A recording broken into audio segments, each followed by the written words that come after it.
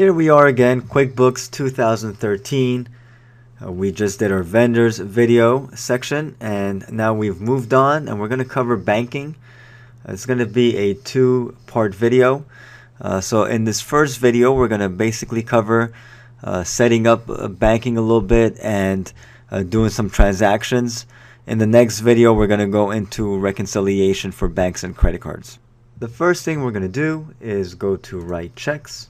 You'll have the screen pop up over here, and we're going to manually write a check, so we are going to do it out of our checking account. It's going to be check number this. It's going to be the date of 1/13. Pay to the order of. This is where I could either choose already an existing vendor or customer job, employee, or I can add a new one on the fly. So there's many to choose from. Right now we are going to choose the IRS.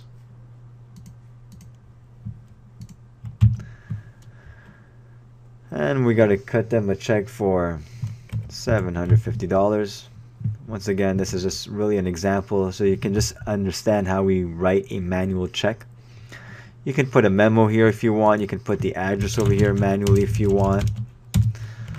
And then, when you save it, it'll save it as well. It's going to ask if you want to save it. A memo, this is for taxes I wish I didn't have to pay. And then account over here, if it really is for taxes, and you just don't see anything for taxes here, you go taxes property. But let's say this is for something else, taxes. So you can always come over here, expense on the fly, and add another expense. I'm not going to do that right now. Right now, I'm just going to go and choose this one over here. And before I hit save and new, if this is something that I know that I have to pay once a year and I want to memorize it, before I hit save and new, I'm going to go to memorize. We already covered a little bit of this in a previous video. Memorize will basically bring up this charge automatically, or at least remind you of it. So here you could say, automate the transaction entry, or do not remind me, or add to my reminders list. Your reminders list is under list, which we'll see in a second. I don't like to automate transactions. You can if you want to. I simply like to add it to my reminders list, and this is going to be an annual. So of course, if I'm paying this right now on 1/13/2012, it's going to be on 1/13/2013. I hit OK. When you go to lists, you go to memorize transactions, and then you'll see the IRS over here, next date. You owe this at that point in time. And we'll get into memorize transactions in more details at a future video. For now, we're covering writing a check. And now that we've memorized it, I'm going to hit save and new. This is where it's asking you that address update because I updated it. And now that I've hit save and new, we're going to go back. And one quick thing I want you to look at over here, before you used to have to go to edit. If you wanted to delete it, void it. Now there's this little icon over here with the X. And if you want to delete the check, or if you want to void it, you could do it from right over here. We're going to save and close. We are back to home, back to banking. Now we're going to enter credit card charges. Bring this right over here. And now that we are here under credit card charges, depending on if you're going to do it manually, or nowadays you have this download card charges where it connects with your bank and it just downloads everything automatically.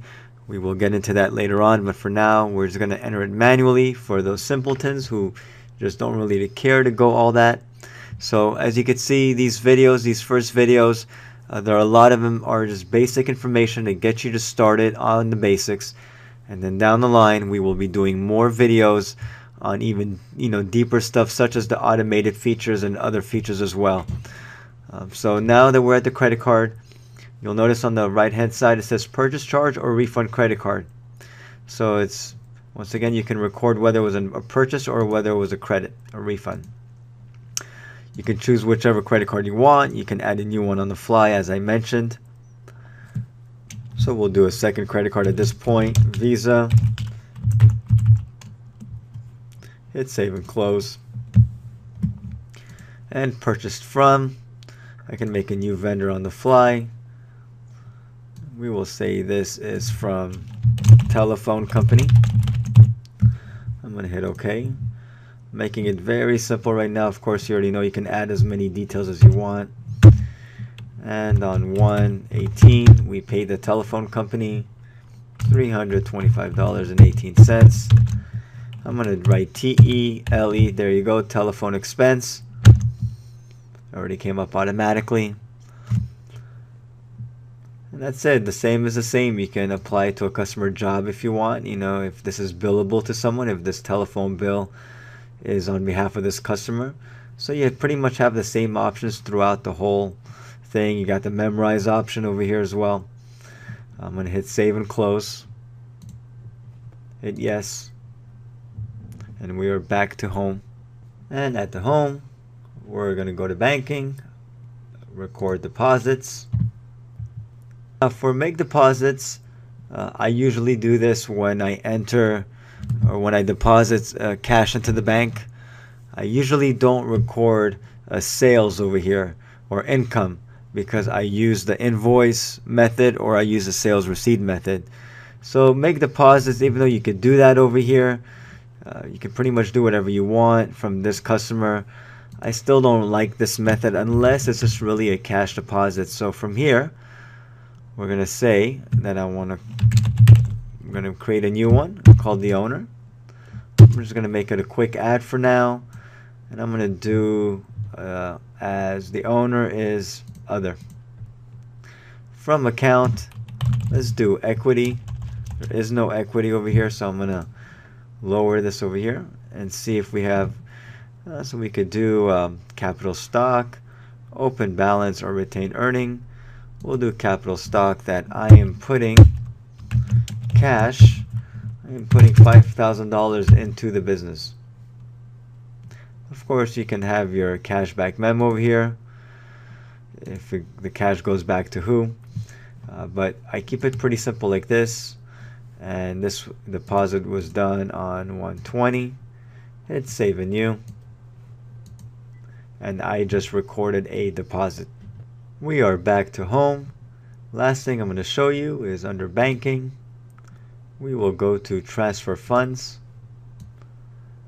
And this is, for example, I transferred some money from my checking account to my savings account. Or vice versa. We dug into the savings, we put it into the checking. I transferred $2,500. This is basically one reason why you would want to use transfer funds. It's basically a shortcut step. Instead of having to put a deposit and a withdrawal, you simply transfer funds from one account to another. You could also do it from your PayPal to your bank. There's a lot of different reasons why you want to use it, but most of the time it's when it's going from one bank account to another. That's, I would say, 9 out of 10 times is the reason why you use this. And that concludes this video. In the next video, we will be covering bank reconciliation, which is the second part to our banking video.